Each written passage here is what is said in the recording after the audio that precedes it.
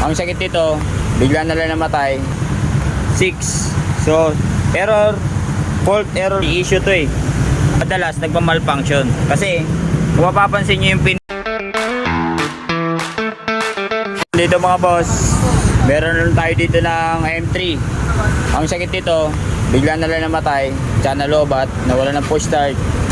Kasi nawala pati ano niya, busina. Yung mga ganito mga master na problema, may code to eh, may code. Ayan. Ayan yung full code nya. Ang pagbilang yan ganito.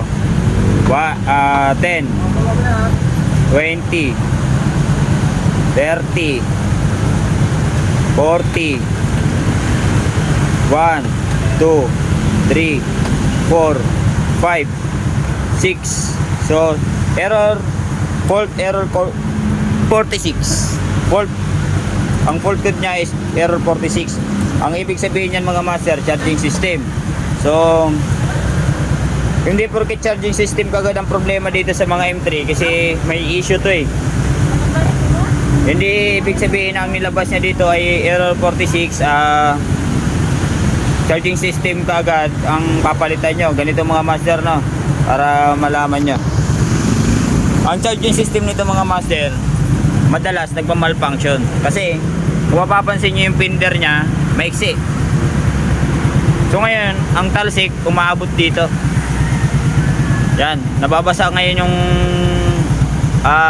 mga sakit ng regulator. Ngayon nagkakaroon ng corrosion.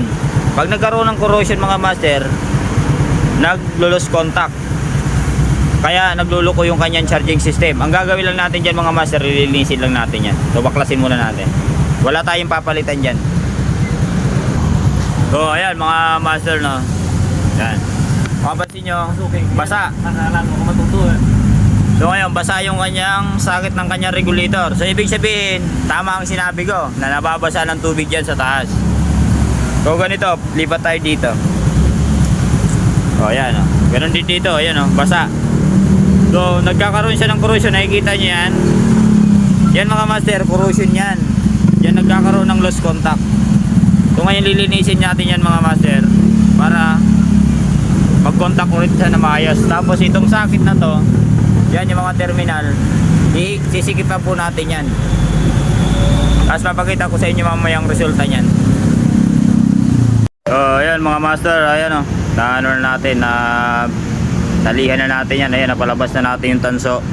So sasalpak na natin doon. Then nasikipan na rin natin yung kanyang mga terminal. So kakabit na lang natin, titestingin natin kung aandar na to.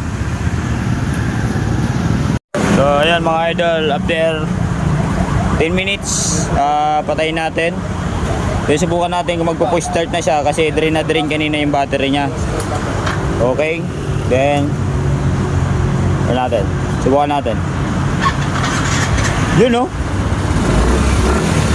start na siya mga lodi. Oh, patayin natin ulit.